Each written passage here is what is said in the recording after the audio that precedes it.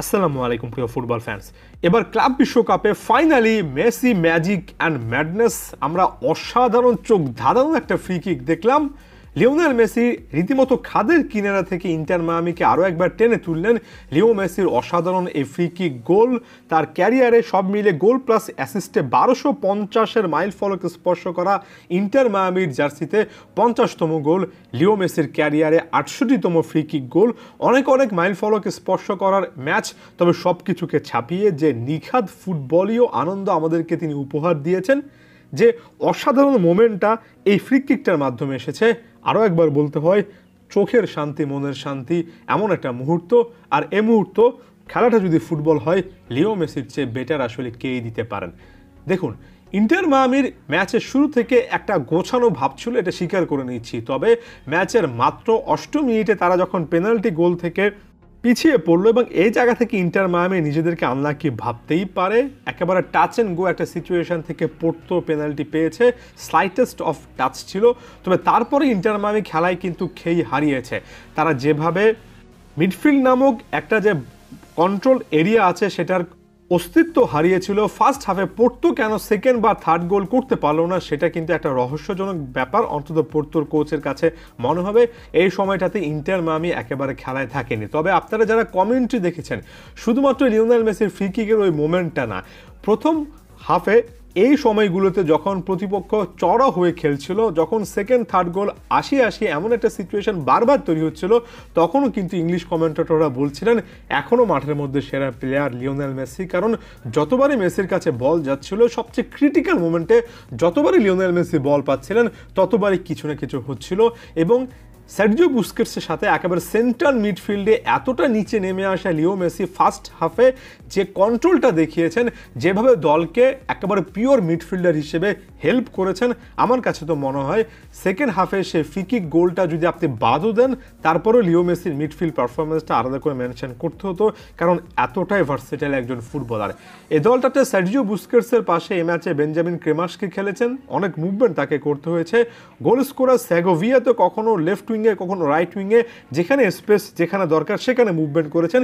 এবং এত প্লেয়ার, যেহেতু ফাইনাল থার্ডে লুইস সুয়ারেজের স্পিড নেই, মুভমেন্ট করার কারণে মিডফিল্ডে যে একটা বিশাল শূন্যতা, যেটা কিন্তু প্রতিপক্ষের মিডফিল্ডারদের কাছে, অর্থাৎ প্রতিপক্ষ লাইন আপে এখানে ভিয়েরা কিংবা ভারেনের মতো মিডফিল্ডার আছে, সেই জায়গাতে একটা বড় রকমের সমস্যা তৈরি হবে।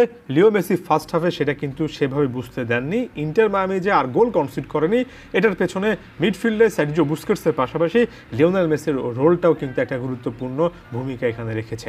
ম্যাচের 47তম মিনিট অর্থাৎ সেকেন্ড হাফের একেবারে শুরুতে সেগোভিয়ার গোল, এই একটা মোমেন্টের দরকার ছিল।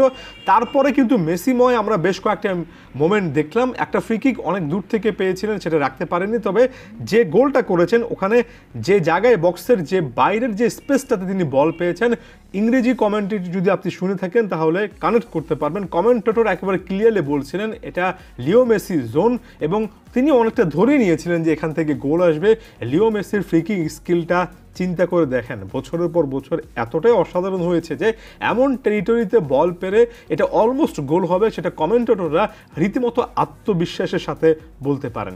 এই অসাধারণ ম্যাডনেস টাইপের মোমেন্টের পরে ইন্টার মায়ামি যেটা সবচেয়ে ভালো করেছে, সেটা হচ্ছে ম্যাচটা র্যাপ আপ করা, সেটা হচ্ছে দাঁতে দাঁত চেপে ডিফেন্ডিং করা। এই ম্যাচে শেষ মুহূর্ত পর্যন্ত এভাবে ডিফেন্ডিং করাটা ইন্টার মায়ামি আসলেই ভালো দেখিয়েছে। এবং এর আগের পরে গোলকিপার হিসেবে উস্তারি যে আরও একটা দুর্দান্ত পারফরমেন্স দিয়েছেন, সেই জিনিসটা ভুলে গেলে চলবে না। এমন টাইপের জয়ের আসলে মাহাত্ম্য অনেকটুকু বেড়ে যায়। ইউরোপিয়ান একটা অঞ্চলের বিপক্ষে বা দলের বিপক্ষে বলা উচিত, জয়ের জন্য শুধুমাত্র বলছি না। এখানে ফাইনাল থার্ডে লুইস সুয়ারেস যদিও তার জায়গা থেকে সেকেন্ড হাফে বেশি চেষ্টা করেছেন, পজিশনটা ধরে রেখেছেন, যথেষ্ট ব্যাকট্র্যাক করেছেন, তবে সুয়ারেজের সেই স্পিডটা না থাকাটা কিন্তু ফাইনাল থার্ডে কিছু না কিছু সমস্যা তৈরি করছে। লিওনেল মেসিকে প্রায় প্রত্যেক সময় এমন একজন নাম্বার 9-এর সাথে কানেক্ট করতে হচ্ছে, যার হয়তোবা বল প্লেয়িং স্কিল আছে, তবে কখনো তিনি থ্রু পাস সেভাবে ধরতে পারবেন না। এটা বা সুয়ারেজের এই পেসের অভাবটা ইন্টার মায়ামির ফাইনাল থার্ডকে এমন টাইপের গেমে আসলে অনেক বাজেভাবে এফেক্টেড করা। তবে সব কিছুকে ছাপিয়ে লিও মেসির সে দুর্দান্ত পারফরমেন্স, ম্যাচ সেরা man of the match performance, একটা ফ্রি কিকের মাধ্যমে পূর্ণ 3টে পয়েন্ট এনে দেওয়া, যে ইন্টার মায়ামিকে এ ম্যাচের মাধ্যমে টুর্নামেন্ট থেকে তারা বিদায় নিচ্ছে এমন জিনিস অনেকে বলছিলেন। সেই ইন্টার মায়ামি কিন্তু একটা মোটামুটি ভালো জায়গায় আছে। পরবর্তী ম্যাচের রেজাল্টের প্রেক্ষিতে পরবর্তী রাউন্ডে যাওয়ার স্বপ্নও তারা দেখতে পারে, দেখতে হবে বা সম্ভব। ওই একটা মানুষের কারণে দিনের পর দিন একের পর এক টুর্নামেন্ট এসেছে, একের পর এক এমন সিচুয়েশন এসেছে যেখানে আপনার গোল করতে হবে, দলকে খাদের কিনারা থেকে টেনে তুলতে হবে। যে একটা জিনিস আমরা কমন পেয়েছি সেটা হচ্ছে প্রচণ্ড চাপের মুখে লিও মেসির এমন অসাধারণ পারফরমেন্স। তাই একজন লিও মেসি ফ্যান হিসেবে এই সময়টা সত্যিকার অর্থে উপভোগের। ওই একটা ফ্রি কিকের রেশ আসলে অনেক দিন থাকা উচিত। ধন্যবাদ সবাইকে।